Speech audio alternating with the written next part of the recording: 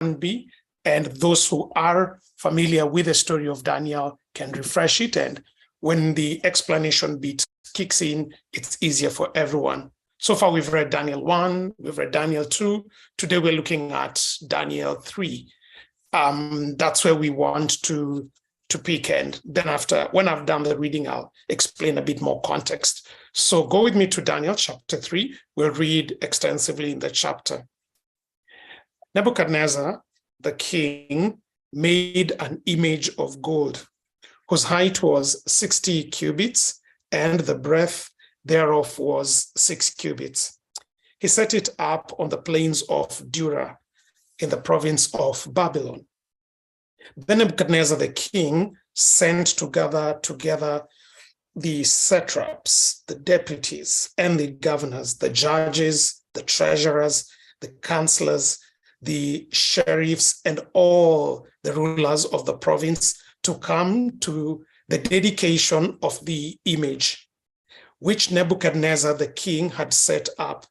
Then the satraps, the deputies, and the governors, the judges, the treasurers, the counselors, the sheriffs, and all the rulers of the provinces were gathered together unto the dedication of the image that Nebuchadnezzar the king had set up. And they stood before the image that Nebuchadnezzar had set up. Then the herald cried aloud, "To you it is commanded, O people, nation, and languages, that at that time you hear the sound of the cornet, the harp, the sarcot, the psaltery, the dulcimer, and all kinds of music. You will fall and worship the golden image that Nebuchadnezzar the king has set up. And whoever does not fall down and worships, shall the same be put and cast into the midst of a burning fiery furnace. Therefore, at that time, when all the people heard the sound of the cornet, the flute, the harp, the sarcot, the psaltery, and all kinds of music, all the peoples, the nations, and the languages fell down and worshipped the golden image that Nebuchadnezzar the king had set up. Therefore, that time, certain Chaldeans came near and brought accusation against the Jews. They answered and said to Nebuchadnezzar the king, "O king, live forever. Thou, O king, hast made a decree that every man that shall hear the sound of the cornet, of the flute, of the harp, of the sarcot, of the psaltery and dulcimer, and all kinds of music shall fall down and worship the golden image, and whoso falls not down and worships shall be cast into the midst of a burning fiery furnace. There are certain Jews whom thou hast appointed over the affairs of the province of Babylon, Shadrach, Meshach, and Abednego. These men, O king, have not regarded thee. They serve not your gods, nor worship the golden image which you have set up." Then Nebuchadnezzar, in his rage and fury, commanded to bring Shadrach, Meshach, and Abednego, then they brought these men before the king. Nebuchadnezzar answered and said unto them, is of purpose, O Shadrach, Meshach, and Abednego, that you serve not my gods, nor worship the golden image which I have set up?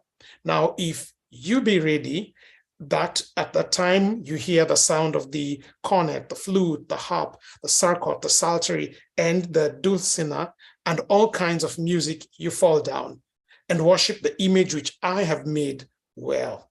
But if you worship not, you shall be cast in the same hour into the midst of the burning fiery furnace. And who is this God that shall deliver you out of my hands? Shadrach, Meshach, and Abednego answered and said unto the king, O Nebuchadnezzar, we have no need to answer you in this matter. If it be so, our God, whom we serve, is able to deliver us from the burning fiery furnace, and he will deliver us out, if of your hand, O king. But if not, Be it known unto you, O king, that we will not serve your gods, nor worship the golden image which you have set up.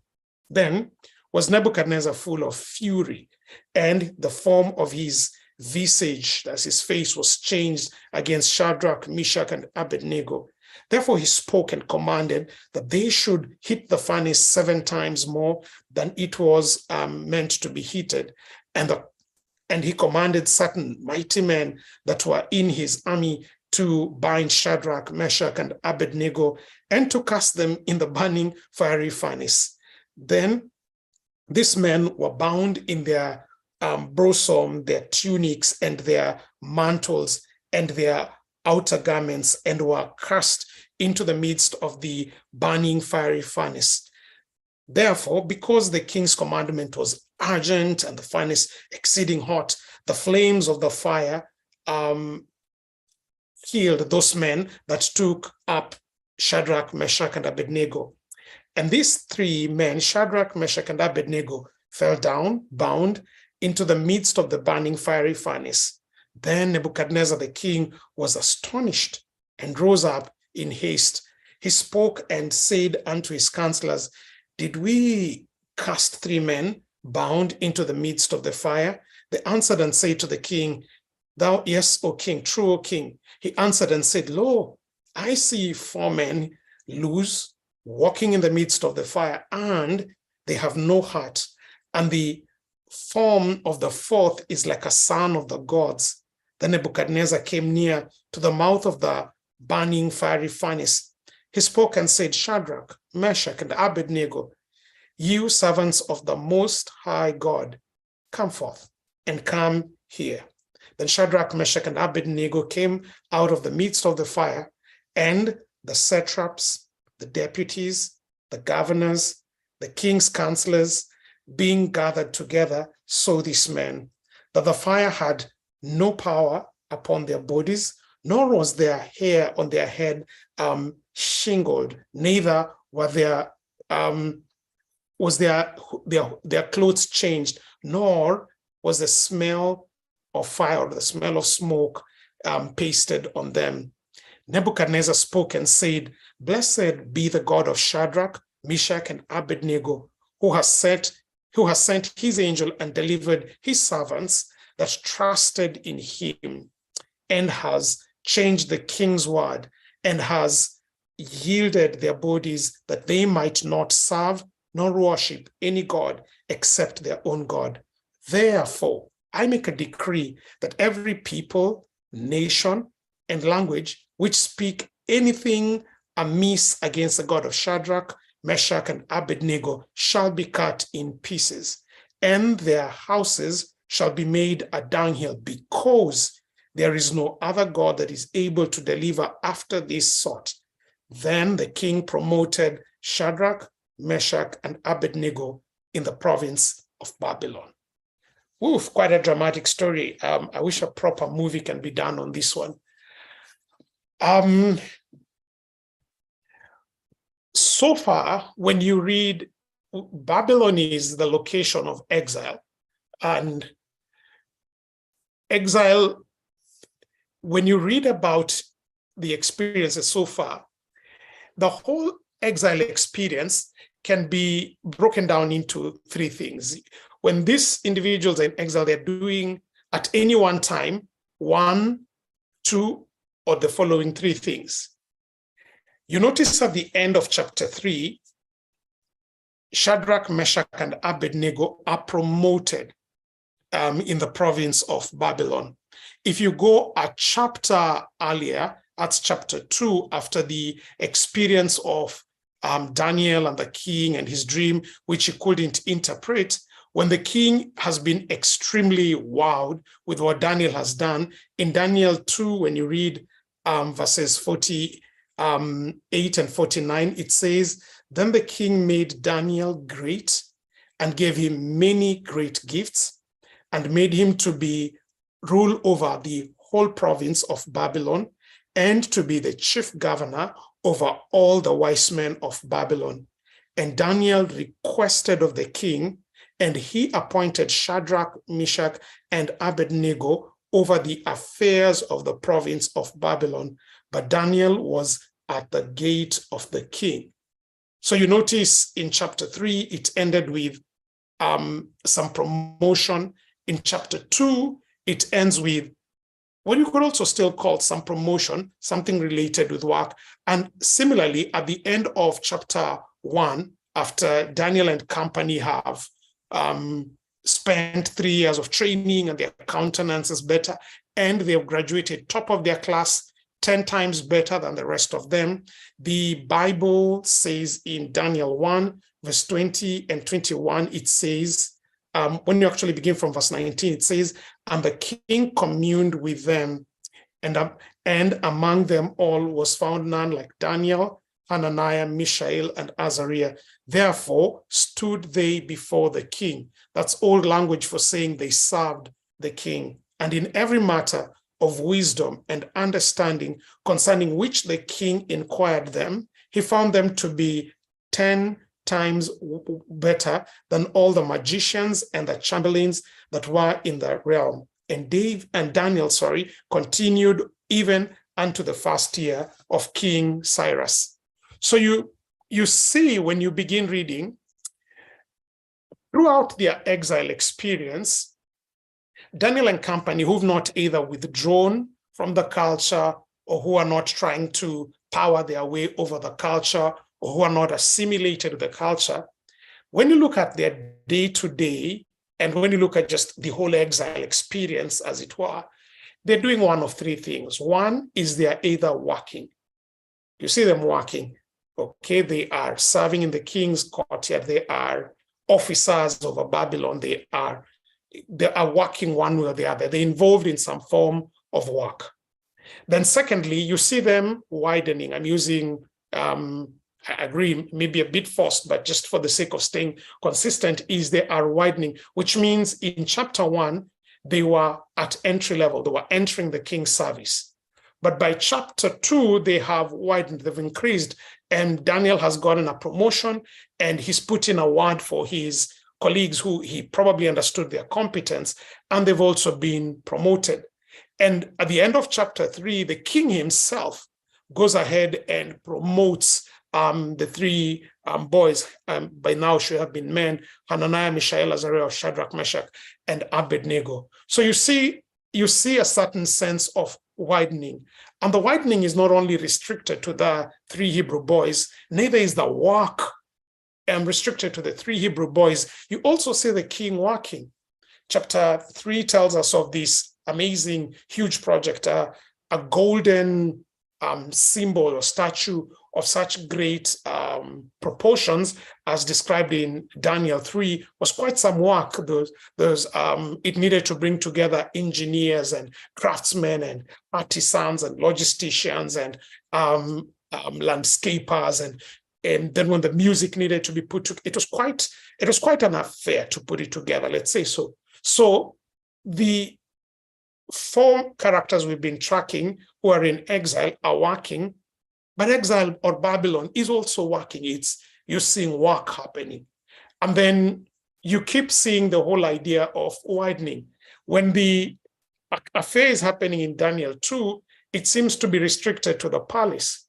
But when you come to Daniel 3, when the king is displaying his might, you see every nation, every tribe, every kindred are called in. There's a sense where the kingdom is flexing its might to its entire reach. There's also a sense of widening.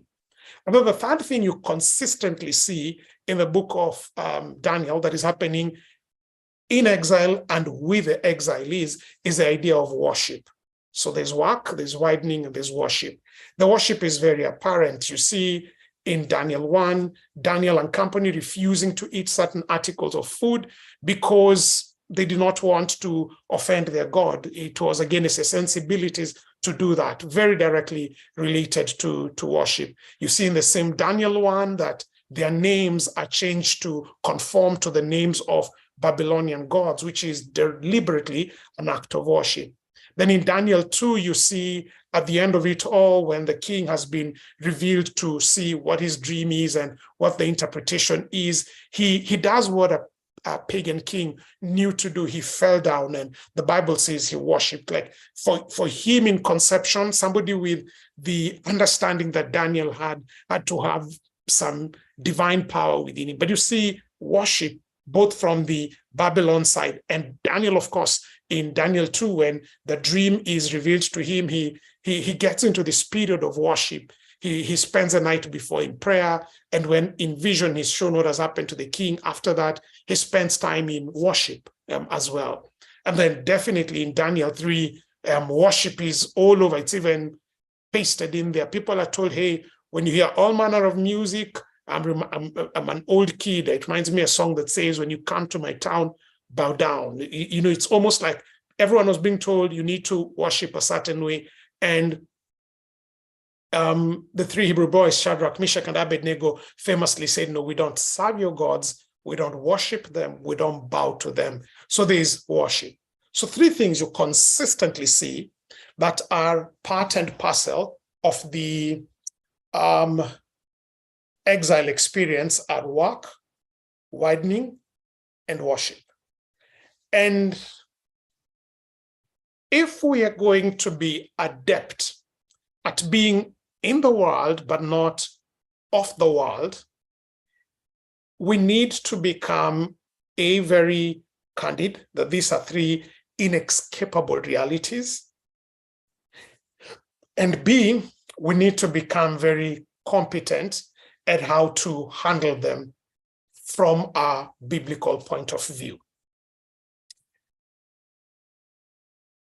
If we try to minimize or downplay the reality or the influence or the impact that these three things have, the work, the drive for widening, and the pull to worship, if we try and minimize them, then we will not be authentic. And many individuals will not be able to practically know or experience how to be in the world and not of the world. And because these three things constitute, or in a big sense, summarize everything that is happening in Babylon, if we then don't know how to work differently, worship differently, and widen differently, we're not able to connect with a culture. So remember, it's not just wanting to avoid or to bully or to blame the culture. It's to be able to understand how to connect with the culture while still being able to confront it. And the points of contact with the culture are work, widening, and worship. And so today, we therefore need to answer the question then, how do we work, widen, and worship in a way that our contact points with the culture are effective, that we are not living double lives? Because individuals who have not been able to find a biblical way of thinking about their work, their widening, and their worship end up being one thing in everyday life and another thing in church. And because they do not see the overlap of their faith in everyday life, they either give up on their faith or downplay it or altogether become hypocritical or disillusioned. And so today we want to look at these three important contact points. How do they differ? How does exile handle them? And how does a believer handle them? And how should we go about them? So let's take it one by one. And the beautiful thing is the passage we've read in Daniel 3 is, if you like, a convergence point for all of them. All the three things. You see worship happening there, you see widening happening there, and you see a lot of work happening there. And you see the God's way of doing it, and you see the exile's way of doing it, and you see them interact, clash, and then a resolution is found. And that's why Daniel 3 is a brilliant place to focus in on this. So let's pick it one by one. Work. Now, if I've not said it enough, work is a reality of life. In fact, it is so real that in the fourth commandment, captured in Exodus chapter 20 and verse 8, the Bible says, remember the Sabbath day to keep it holy. Then it says, 6 days shall you work and labor. Very often, for those who are pursuants of the Seventh-day Adventist movement, tend to be guilty of emphasizing the rest portion of that commandment and under-emphasizing the work portion of that. In fact, if one could be candid, 6 out of 7, 6/7 of that particular commandment is a commandment to work. When God was ushering Noah out of the ark in the book of Genesis 7, he says towards the end of the chapter that as long as time endures, there will be seed time and there'll be harvest time. An indication that, hey, there's going to be work. So work is God's appointed way by which ideas become actual, by which dreams become reality. The bridge between dreams and reality is called work. We don't just dream things into existence, we work on them. On the social media streets, there are lots of banter going back and forth. And one very insightful one said, if you're praying for wife material, for those who don't understand what that means, is it is single people who are looking for people who are marriageable, or ladies who are marriageable, and ladies who are desirable for marriage, who have the good qualities are called marriage material. And the one of the memes said, if you're looking for marriage material, you need to make sure you are a husband tailor, because a lot of good material has been spoiled by poor tailors. Brilliant idea about work. Anything worth having in life is built. It's not bought. Anything, a name, a building, a marriage, a reputation, a career, anything worth having in life is built. Enough to say about work and its role and its reality. However, the individual engaging in exile quickly realizes that how the exile culture outside of God looks at and engages in work is very different from how the Bible proposes that we look at and engage with work. Two very distinct problems emerge. In the exile culture, people get their identity from their titles. Outside of God, work easily becomes a place where people try to get their identity from their titles. The American culture, it may not pop this immediately, but let me use something from the British and a lot of African cultures or high-power distant societies.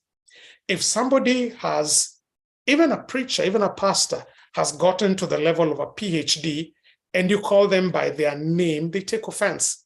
Or you call them by a title lower. So if it's somebody who is a professor and you call them doctor, they get offended. Or somebody is a doctor and you call them Mr., they become offended. And sadly so, increasingly you even see the behavior amongst ministers. So the minister has gone all the way to their PhD or dean, and now you call them pastor so-and-so, they will tell you, no, it's doctor, pastor, so-and-so.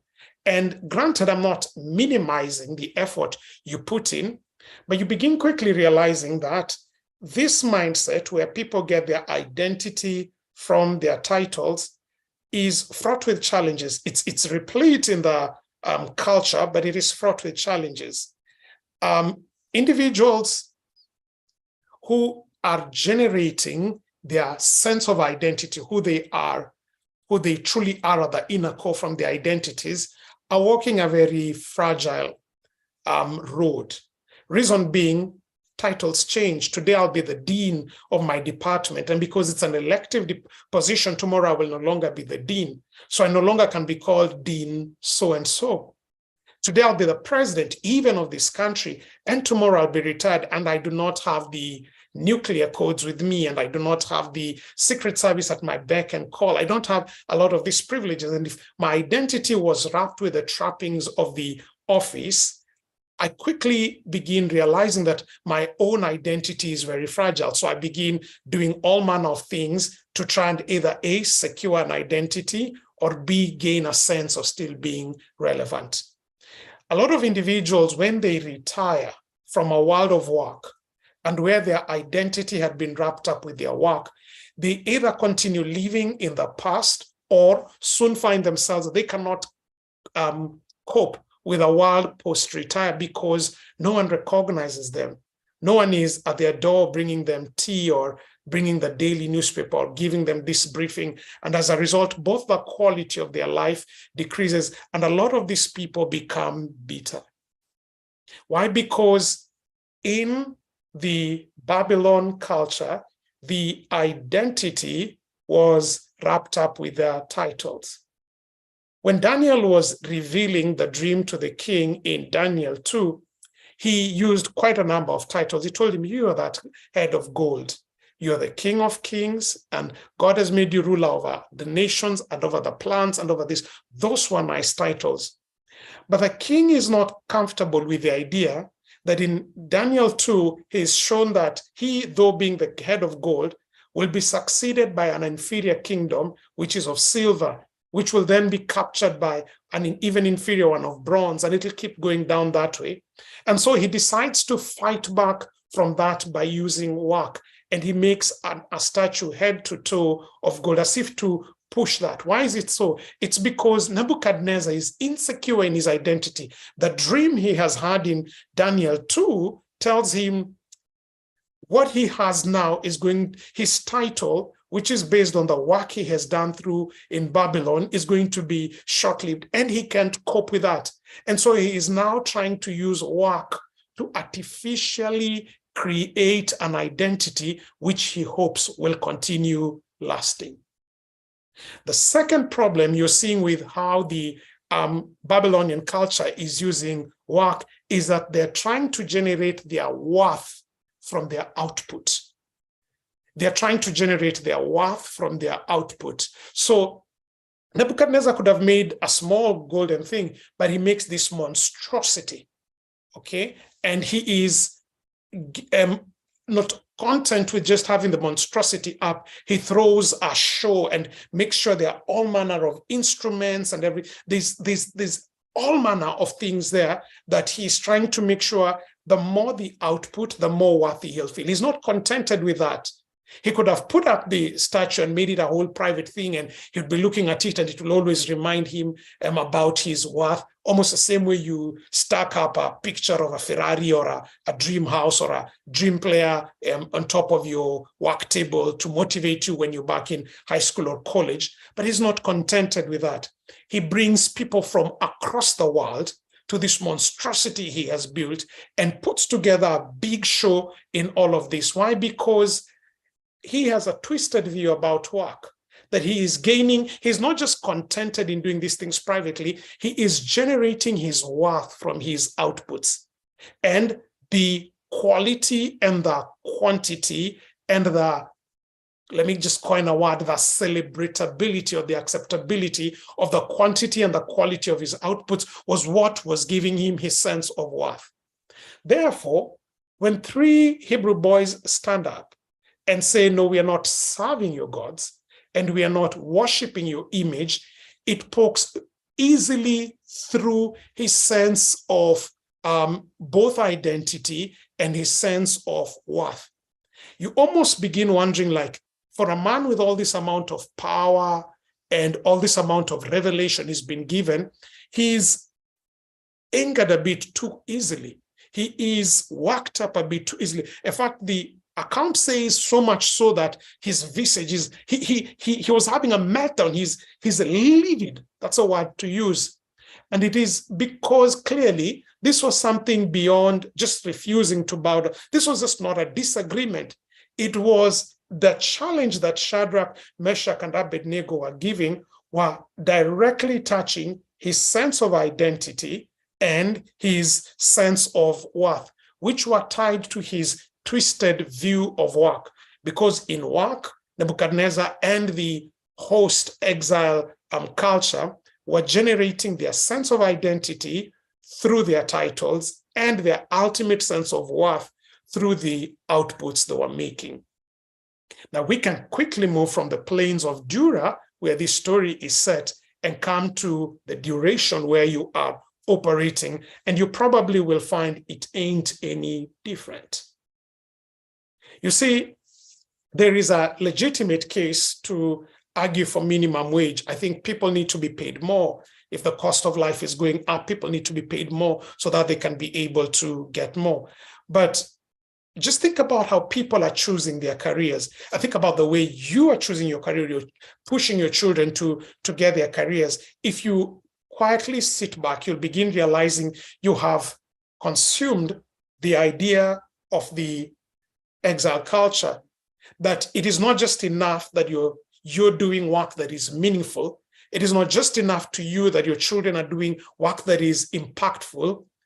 You want them to get the title so that you can put it on your Facebook and say, my daughter, lawyer so-and-so, my son, doctor so-and-so, my niece, engineer so-and-so. For you, those engineer, lawyer, those titles have become incredibly important. Many of you are stuck in trying to figure out where is it that you will be most impactful because you're married to that title and not to the problem that God has uniquely patented or empowered you or skilled you and therefore called you to be able to solve. Many of us are walking through life not with a mission to pursue, but with an identity to protect. And so we are hopping from one job to another, not seeking to create a difference, but trying to insulate our otherwise fragile identities. And the more we can output, the more secure we feel. And the more we can gain titles, and nowadays they say LinkedIn is the vanity show for professionals. Twitter is the place where we go to argue, and then Instagram is a place where we go to lie to each other with our pictures, and then Facebook is a place we argue with strangers. But when you look at that entire tapestry of our social media, it is a very good betrayal or reflection of our attitude towards work. How does Shadrach, Meshach, and Abednego engage with this? They have a philosophy of work that does not wound them. They have a philosophy of work that does not wound them. What does this mean? Everything I have explained so far, where identity is tied to titles and worth is tied to outputs, tends to make work more performative. And the more I can perform, the more better I feel. And in those days when either of my own doing or factors outside of my control, when I can no longer perform, suddenly my identity crumbles, my sense of worth crumbles. When I'm laid off, I get into depression because I'm not able to meet performance. When somebody smarter, brighter comes, I begin feeling threatened because their good and their ability is going to outperform me. When new technology comes, you want to sabotage it because it is going to threaten your performance. You see, when your whole ethos around work it becomes a thing that gives you your identity and your final sense of worth, then you're walking a very performative and a very frustrating path. But Shadrach, Meshach, and Abednego are walking in 2 days ago, but I think two of these, we looked at the letter they have read from Jeremiah in Jeremiah 29, in which God has told them, basically, I'm in this. Go, work in Babylon. Seek its good, not because of its own, but because I am behind this. So on the contrary, the three Hebrew boys, number one, are not generating their identity from their work. They're drawing their identity from their God. They know in God they are forgiven. They know in God their life, even in captivity, makes sense. They know in God that work becomes a place through which they can express worship to God and can be able to help humanity through it. And therefore, whether they are serving at entry level in Daniel 1 or at their first promotion in Daniel 2, they are doing their best not to get an identity, but they are doing their best because they already have a secure identity. Their sense of worth is not tied to their output at work, but they're going to output as much as they can in work because their sense of worth, and when they stand themselves, they say, no, our God is able to sort this. And even if he doesn't do this, he got us. He got us. But even if he's not able to do this, one thing you can be sure, King, we're not aligning with how you want work and worship and widening to be done. These are individuals whose sense of worth is not tied up with their work. Remember, the threat to put them in the fire was not just a threat to life. It was first of all a threat to work. Remember, when the Chaldeans, you remember that name? This was a category of wise men. These were colleagues. These were fellow workmates who went to snitch on them. When they went to snitch on them, they first of all reported them not on the basis of any other thing. They reported them first on the basis of their work, then on their basis of their identity in God. Because it was very clear these guys were not functioning on an identity that was borrowed from what they were doing or the output they were putting. From this position of security, of knowing that they are accepted and they are loved, they are able to engage in work in a way that makes sure work does not wound them. Let me pause there before I go to my second point and ask you this with in love. How are your touch points with the King? Has work so consumed and subsumed you that you're not able, that it is genuinely wounding you? Are you out there every day trying to perform and outperform so that you can get an identity and it is not working? Shadrach, Meshach, and Abednego in their response in Daniel 3 do show that it is proper and possible to have an approach to work that does not wound us. Number two, when you look at the issue of widening, when Daniel and company, when Nebuchadnezzar and company begin on their project of widening, his whole idea. Excuse me, speaker, please. Can the min please mute that, please?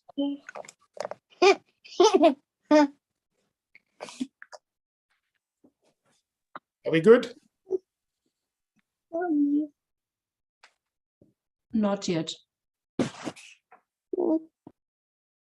I think the host can mute.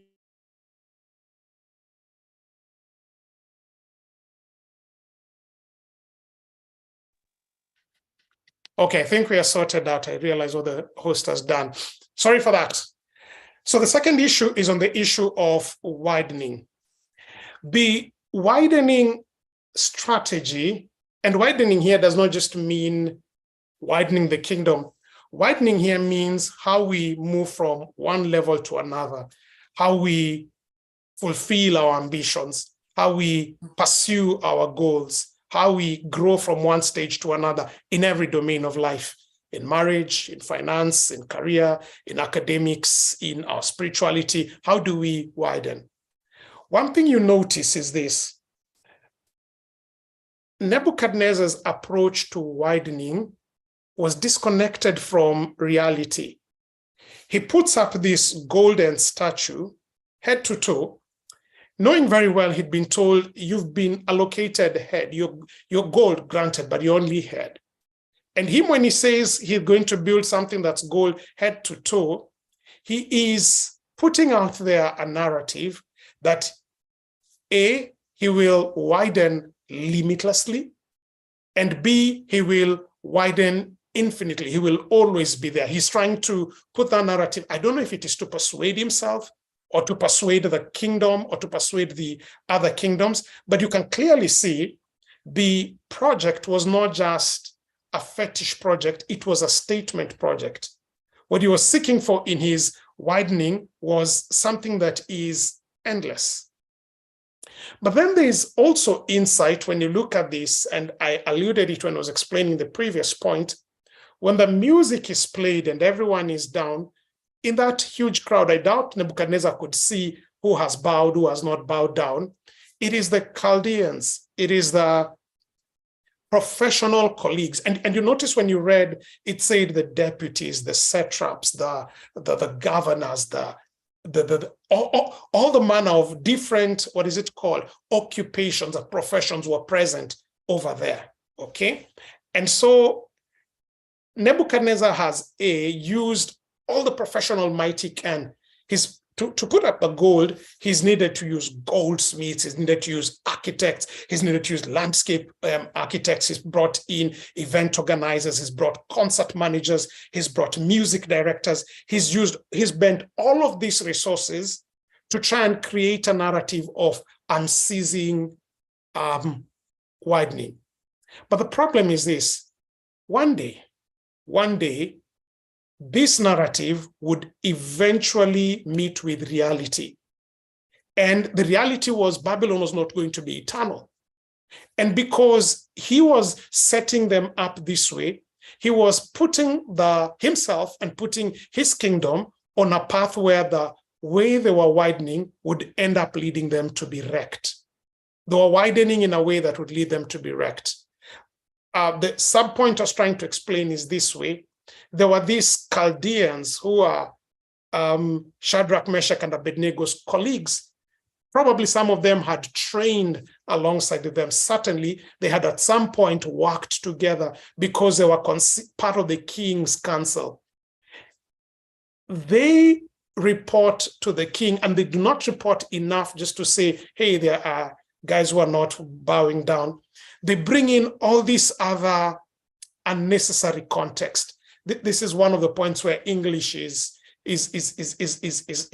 weak on an expression. There's an expression in Kenyan slang we call finyo. Finyo is exaggeration. So when they're bringing the accusation before the king, this is what they tell him: hey, there are these guys whose laws are different, whose gods are different, who don't even worship your gods or serve them. Hey, the only thing that has happened here is music has been played. Some guys have not bowed down, but the report that is being taken to the king has far-reaching consequences. They want to give all of this. You notice very clearly when you look at that, if you've ever worked in corporate or ever worked at all, you clearly can read what the Chaldeans are doing.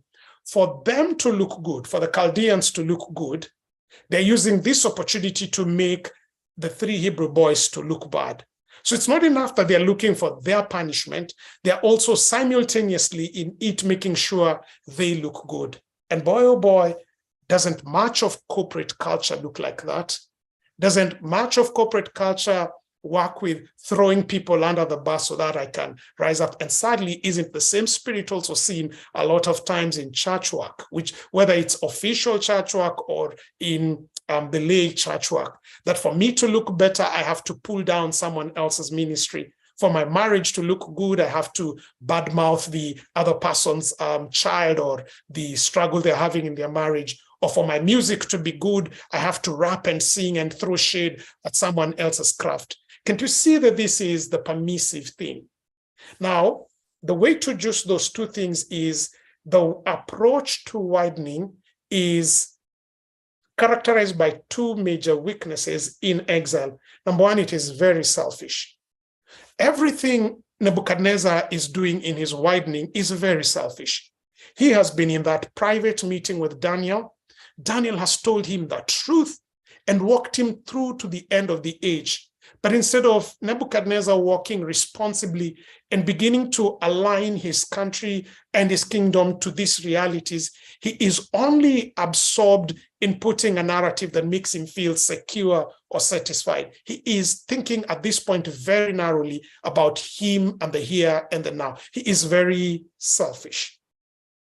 So one of the big challenges of the way widening is approached in the culture is it is tainted with a heavy dose of selfishness. People are looking out for themselves. You read books like The Art of War and The Prince, and in all of those are very Machiavellian ideas. What's really put at the center is self, and then justified and then glorified. And sadly, many times it's even what we try to use within our spiritual domains. lots and lots of selfishness. And I don't need to begin showing you how selfishness, when you really look, is at the heart of many divorces. Selfishness is at the heart of why many ministries are operating at subpar. Selfishness is the reason why innovations that could be life-saving are hoarded. Medicines that need to be accessible to many are deliberately tampered with or overpriced so that they are away of the reach of many, because greed has been made to look as though it is good. And this is because in the majority of the exile culture is thinking about expansion selfishly, that at the end of the day, I need to advance at whatsoever cost, even if it includes jeopardizing you. And then the second challenge you see with the approach to widening here is that when it faces setbacks, it really struggles to come back. Notice a few things. When Shadrach, Meshach, and Abednego are thrown in the fire, it was done in such a selfish, hurried manner that mighty army soldiers were consumed by the flames. There was no coming back from that setback. Notice when the whole thing is being unfolded, when the setbacks begin, when the king stands and begins saying like, hey, we threw in 3 men, there's a 4th man, people cannot explain what that setback is. Like, yeah, we can see for people, things are not panning out the way we intended, but they do not have any explanation. They are frozen. They have no comeback. And the only thing they can do is, hey, you guys, just come out. Because the approach to widening, because of A, its inherent selfish nature, and B, because of the inadequate, though well-meaning tools used to widen, ends up stagnating or paralyzing the individuals when they meet and experience setbacks. A king who was so selfish to the extent that a few of his generals dying in executing his selfish agenda doesn't matter to him. When he begins seeing that the subjects he wanted dead are not dead, and phenomenon is beginning to emerge that is not explainable, even the Chaldeans, the guys who went snitching, are not able to explain at this point. They have nothing for the setback. You do notice that when we went through the 2008 economic meltdown, a lot of the secular culture was caught paralyzed. CEOs were committing suicide, individuals were giving up. Reason because the way they had set themselves up for expanding with a secular mindset had met something they were unable to find tools to adequately navigate through. And it is not just in the financial sector. Just think of any other domain in life. You find that the way individuals advance, it results almost inevitably to what we nowadays call the cancel culture. Part of the cancel culture comes from the realization or the fact that many of the tools used to advance some of these otherwise noble causes are detached from the vertical God, from the horizontal community, from what is natural. And so that when they're just pushed outside of that context, we end up pursuing justice in a way that the justice proponents eventually end up becoming persecutors themselves. We end up pursuing freedom of speech, but when we eventually, you end up finding that the very proponents of freedom of speech have a problem with speech that is against the ideas that they purport. I like the way the great doctrine of religious freedom says, which is, I disagree with what you have to say, but I will fight to the death for your right to be able to say it. It is the belief that I may disagree with a Muslim, but I will fight for the right of a Muslim to believe as a Muslim because I want to engage with them, not in a Christian nation idea where he has to be forced to believe because it's Christian, but I want him to believe according to the dictates of his conscience. Now, that's the extent to which liberty or freedom of conscience should go. But you realize many people will begin drawing a line and saying like, oh no, we need to restrict the freedoms for certain people, or no, certain ideas are not allowed in the marketplace. No, it's okay to say you're Christian, but if your Christian teachings and beliefs disagree with a certain way of lifestyle, then you're becoming intolerant. It is because at the end of the day, the tools that culture uses to try and pursue its widening agenda, whether it's widening social justice, whether it's widening inclusion, whether it's widening expression, at the end of the day,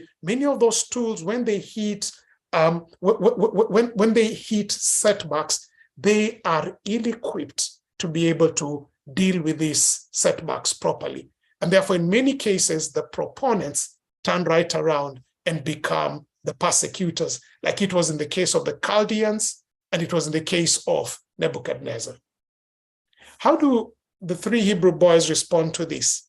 They begin showing that they clearly have an approach to widening that A, is selfless, and B, has the ability to bounce back from setbacks.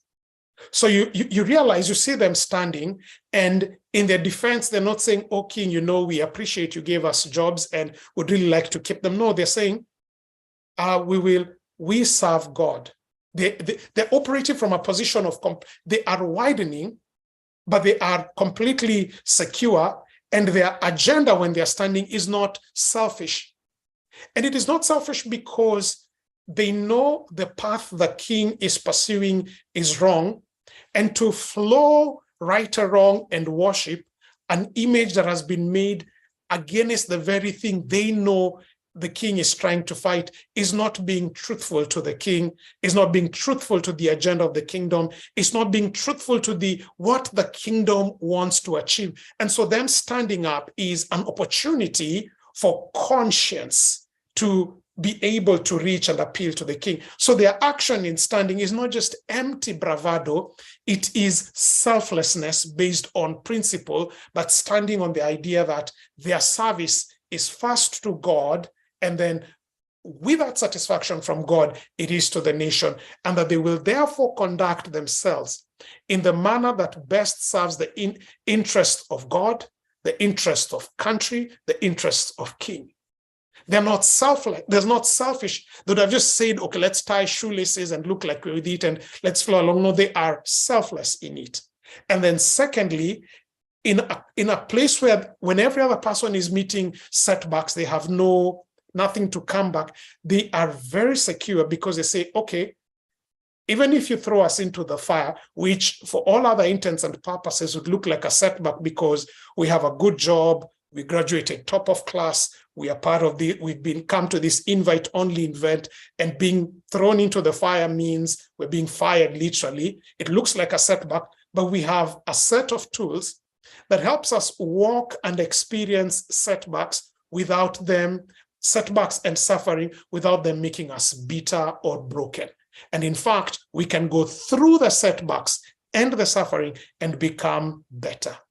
Why is that? It is because when James says God allows us to go through some setbacks, because it is through the setbacks that he refines our character. And when character is finally fully formed, we are able to be complete. It means a child of God can experience the various setbacks. And hey, we are not immune to setbacks. There will be retrenchments and we will be part of them. There will be financial meltdowns and we'll be affected by it. There'll be droughts and we will be affected by them.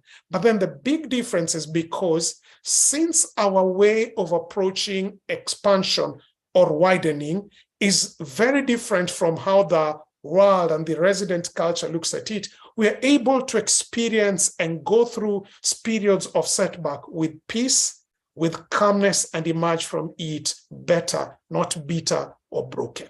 Because we know that the ultimate purpose of our existence is crafted in God, and that how we navigate life is in and through God's hands. And when it is all said and done, he will hold us through. We go through them knowing that no temptation will come upon us, but that which is common to all men, and that God is faithful, who will not allow us, A, to be tempted beyond what we can stand, and B, he'll provide a way of escape that we may be able to stand. So we have his loving presence, we have his loving limitations, and we have his way of escape that is always going to be provided for us. Armed with such tools in the hour of setback, and secure in an identity that comes from God, we are able to experience seasons of setback with a total different approach. And our contact point with society on the domain of widening becomes completely different. While the culture approaches widening through the lens that generally degrades at the end of the day to selfishness and the inability to properly bounce back from setbacks, we have the opportunity to engage and connect with the society, even in our points of widening. They'll see us building, they'll see us getting mortgages, they'll see us marrying, they'll see us investing, but they will see us investing and begin realizing this investment and this expansion does not lead them to selfishness, or is not a padding for selfishness, but it is increasing their capacity for service. And then secondly, they will realize when they experience setbacks, as we all do, they seem to handle the setbacks better, and they seem to bounce back from the setbacks quicker and stronger. And that in itself is an appeal. That is why the king is standing in front of what he thought was the biggest setback and says, Shadrach, Meshach, and Abednego, servants of the Most High God. Moments earlier, he had asked, which God is this who can deliver you? But then just seeing how it plays out, himself, he stands in front of the fire and says, servants of the Most High, come out. He wants to connect to them because he wants to know how is it that they've been able to navigate this setback. He wants to connect with them because he wants to know how is it that you're able to operate so selflessly and still be so impactful. How are you approaching your domain of work? Do you have a philosophy and an approach of work that does not wound you? How are you approaching the domain of widening? Do you have an approach to widening that does not, at the end of the day, wreck you? Because the culture's approach of work wounds them because it is performative. The culture's approach to widening wrecks them because it is selfish and struggles with setbacks. But in God, we can have an approach that helps us, that our widening does not shrek us and our work does not wound us. Because A, we are selfless, and two, we have the tools to spring back and navigate and live through setbacks. Thirdly and finally is a domain of worship. The most apparent, it's flung in your face when you read all of this. And in the whole domain of worship, the struggle is this. Nebuchadnezzar is shown a dream. And in the dream, it begins with the earthly, but ends with the heavenly. It begins with gold, silver, bronze, and nations. And then finally, he is shown a stone that is not cut by human hands, that strikes and grinds, and then this kingdom grows. And Daniel is clear when he told him, Daniel 2, this is a kingdom that the God of heaven will set up. So whereas the story initially began with the earthly, the human, it also ended up showing the heavenly.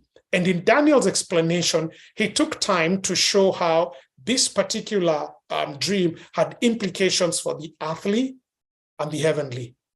But the response in the king of building a golden statue head to bottom showed that he had no inclination, he had no interest in considering the divine or the heavenly. His entire idea and approach to worship was focused, was so concentrated on the earthly. That's why he makes it gold head to toe. So the first piece of the challenge you see in the culture's way of worship is that it does not balance between the heavenly and the earthly. It becomes so earthly minded that it is of no heavenly good. Completely. That is why, in a sense, God has to send his representatives there to remind the king that there's a heavenly dimension to all of this, that he may cook up an image that makes him just think about the earthly power he wants to consolidate, but there's still a heavenly dimension. There's still the vertical to consider. And before I move to the other sub-elements of the challenge with worship there, let me ask you quickly, how's your experience when it comes to worship. And everyone worships. Many atheists will worship reason. Many scientists will worship science itself. Animists will worship whichever animal, and then some people will worship philosophy. Worship is where you're getting your ultimate sense of worth from. And whichever place you're getting, how is it balancing between the earthly and the heavenly? Let me speak to Christians here a bit directly. There are times when I listen to Christians, and the reason they are unable to effectively connect to the culture is they seem to swing on one of two zones. They are either so earthly minded that they are of no heavenly good, and you see a lot of this in various forms of prosperity evangelism, where all that is preached seems to be a God who wants to bless you on the earth for your own selfish ends, and there's no other transcendent thing that needs to be considered. So there's a category of Christians whose entire experience is so earthly minded, it has no heavenly good. And then there's the other extreme, who are so heavenly minded that their experience has no earthly good. These tend to behave in ways that make them hermits from the culture or withdrawn from the culture. And sad to say, certain sections within Adventism tend to belong in this category. They have no proper or healthy relationship with the things of earth. Every of their response, I'm giggling because I remember in a meeting about relationships, one of the speakers was saying, sisters, we understand you are already having a head start to heaven, but please bear with us, we're on the earth. It can't be that when I text you and say, hi, how was your day? You answer me, I'm highly favored of God, and you proceed to give me a Bible verse. No, we don't speak that way in every day. And I've been married now 10 years. I can tell you it's not every conversation with my wife that is quoting a Bible verse.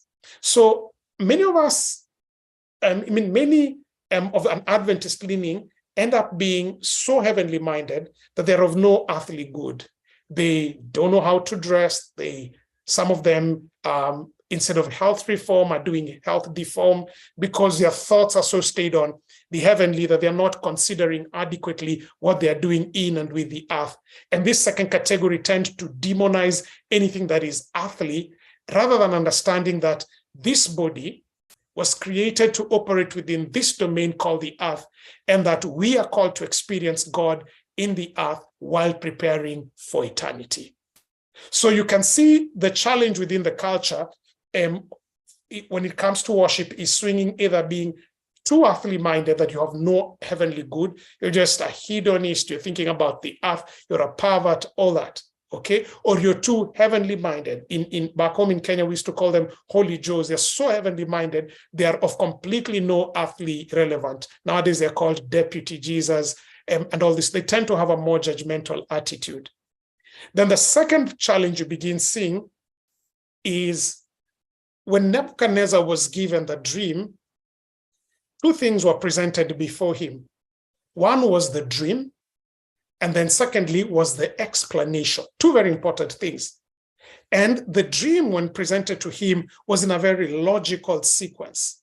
And then when the explanation was given to him, Daniel says, this was revealed by God. So the worship experience of Daniel 2, which precedes the behavior of Daniel 3, is one where two things are brought together, reasons and revelation. And reason is made to submit to revelation, but then the two work well together so that there's a holistic experience. When Daniel comes to that room, he's not just holy revelation and no reason, or holy reason and no revelation. No, Daniel is very reasonable, and he also brings in revelation. And when he does that, the king has a phenomenal experience in Daniel 2. But no sooner does that seem to end, when he begins operating in Daniel 3, the king is very quick to detach the revelation, and he only wants to act on reason. And in this case, the reason that is used is human reasoning. That's what is projected, and the internal beliefs become manifested in the external statue. And that external statue and the entire ceremony and pomp and issue around it is nothing more but a stage or a platform where two things come to head. The culture way, the Babylon way, is reason alone. God's way, which had been shown in Daniel 2 and later on shown by Shadrach and Meshach, is reason that submits to revelation and works well in tandem. So the first challenge is the balance between earthly minded or heavenly minded. The second one is the balance between reason and revelation. And you can clearly see here that when it comes to the Babylonian, the exile culture, where they are leaning on is not healthy. The third and final thing on the concept of worship is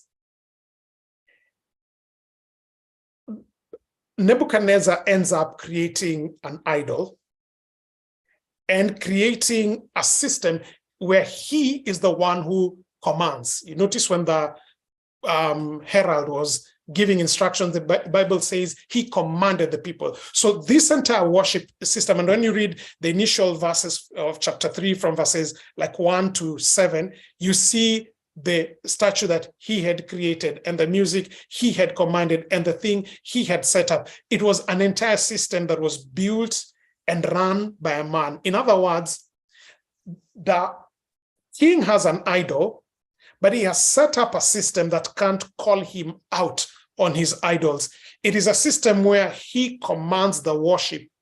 He commands the idols, and he does not have a system that can call him out about his idols. Idols is created when we take anything, any good thing, and make it an ultimate thing.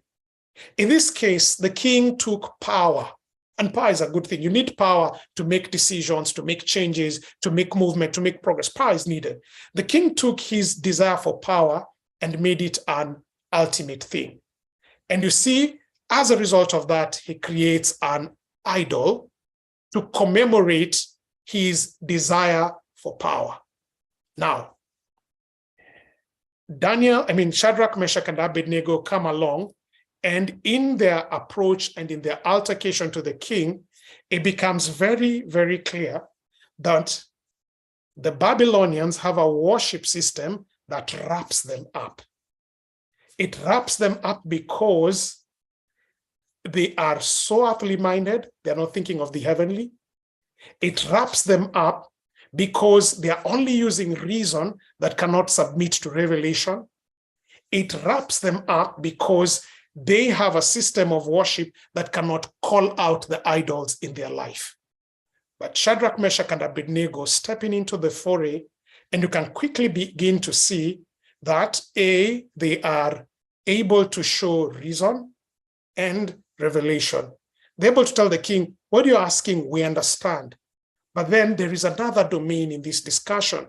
Worship is not just about what looks reasonable and friendly and keeps me maintaining my job. No, worship has a domain that has revelation to it. And we are choosing to have our reason submit to revelation, unlike you, the culture, that is just detaching reason from revelation. In their response to the king, they clearly show that, yes, we are earthly minded. They say, no, we know if we appreciate this fire. They're saying, yeah, there is fire, and we know there's these things, there are things that are of earth, we are aware about them, but we are also heavenly minded. We are balanced. We are not too heavenly minded that we have no earthly good. We've been serving you. We are serving you. And we are not too earthly minded that we want to sacrifice heaven for the things of earth. Therefore, the reason they are tossed in the fire is because their worship at the second level is not too earthly minded that it sacrifices heaven, or too heavenly minded that it is detached from the earth. But on the contrary, they have a worship system that balances both the heavenly claims and the earthly realities. And thirdly, they have a system that can call out the idols around them and go one step further, replace them. They not only say this is your image, they also point to a God who's able to save them, a God who's able to secure them, a God who's able to direct them.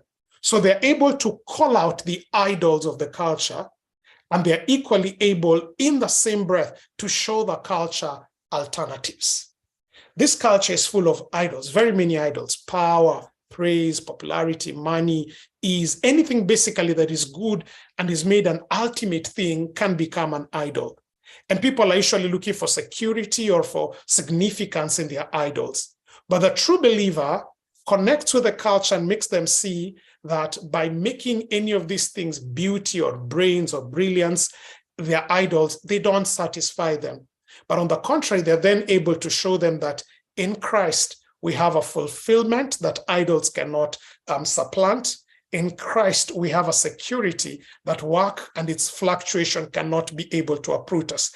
In Christ, we have an identity that is solid and secure. And by so doing, eventually the king himself writes a portion which gets finally into the Bible and says, the only true God is this God. It is this God who I can clearly see in the way he is worshipped. His people are able to be heavenly minded and earthly relevant. I'm able to see that their people are very reasonable, but their reason is submitted to revelation so that the inquirer can believe and the believer can inquire. I want this kind of worship, Nebuchadnezzar says, because not only does it call out the idols in my life and in my culture, but it also points me to an alternative that truly satisfies, truly secures, and truly insulates me. So as I conclude, let me ask you, how are we connection points with the culture looking like? How are we approaching these three inevitable components of culture? Work, widening, and worship. Is our work for us to be able to function properly within the culture? We need to have a philosophy of work that does not wound us. We need to be able to have an approach to widening that does not wreck us. And we need to have a foundation of worship that does not wrap us. Pray that God of Shadrach, Meshach, and Abednego will not remain in the pages of Daniel 3, but will be a reality in your work, in your widening, and in your worship. God bless you. Thank you so much for that. Thank you for bringing all that into perspective as we think about the domains of culture, work, widening, and worship, and how we relate to them. At this time, I want to welcome Elder Helen Ogosi, if you are on for the prayer session.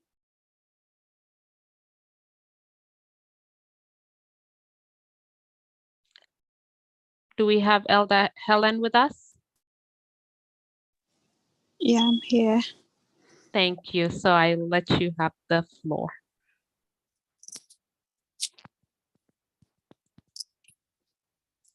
Thank you.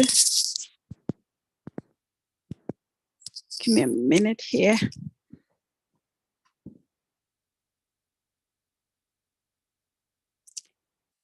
Thank you for the wonderful word and for the invite for us to seek the Lord in prayer this evening after such a wonderful, powerful word that God has revealed to us. So let's pray.